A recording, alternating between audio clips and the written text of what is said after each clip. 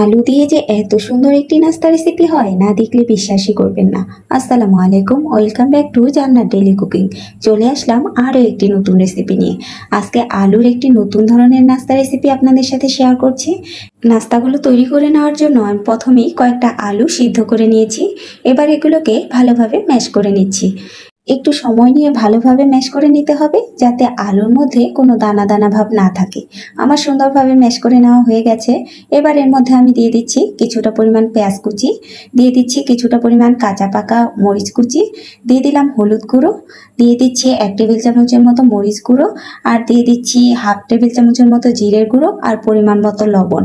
এখন এর মধ্যে দিয়ে দিচ্ছি 1 প্যাকেট লুডুসের মশলা।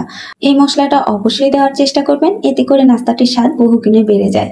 দিয়ে দিলাম 2 টেবিল চামচের মতো আটা আর 2 টেবিল চামচের মতো কর্নফ্লাওয়ার। আপনারা চাইলে কিন্তু শুধুমাত্র আটা দিয়েও তৈরি করে নিতে পারেন, অথবা চাইলে চালের গুঁড়ো দিয়েও তৈরি করে নিতে পারেন। দেওয়া হয়ে গেলে সবকিছুকে একসাথে ভালোভাবে সুন্দরভাবে মেখে নিচ্ছি। প্রথমে পেঁয়াজগুলোকে একটু মেখে নরম করে নিয়েছি, তারপরে সবগুলোকে একসাথে সুন্দরভাবে মেখে নিচ্ছি। আমার মেখে নেওয়া হয়ে গেছে। এবার হাতটাকে একটু ভালোভাবে পরিষ্কার করে নিয়ে হাতে একটু তেল লাগিয়ে নিয়েছি। এবার আমি নাস্তা তৈরি করে দেখিয়ে দিচ্ছি।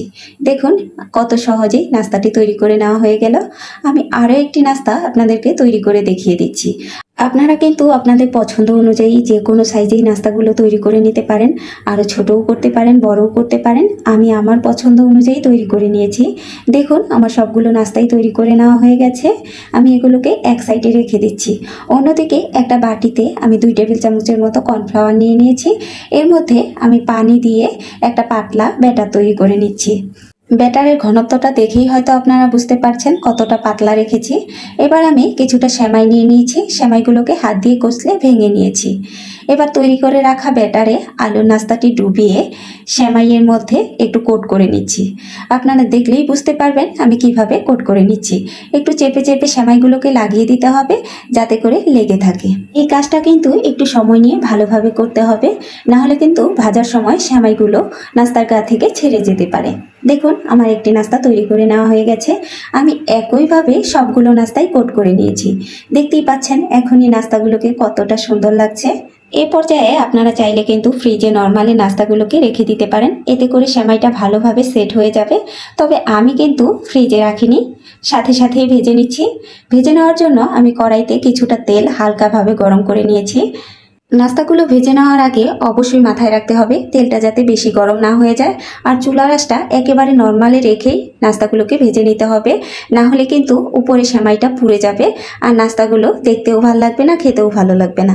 আমি চুলার আঁচটা লোতে রেখে নাস্তাগুলোকে ভেজে নিয়েছি। দেখতেই পাচ্ছেন নাস্তাগুলো কত সুন্দরভাবে ফুলে উঠেছে আর দেখতে কতটা লোভনীয় লাগছে। এগুলোকে এখন আমি উঠিয়ে পরিবেশন করে দেখিয়ে দিচ্ছি। আমার আগের ভিডিওতে শান্ত শান্ত থেকে লিখেছেন যে নাইস, আপনাকে অসংখ্য ধন্যবাদ কমেন্ট করার জন্য।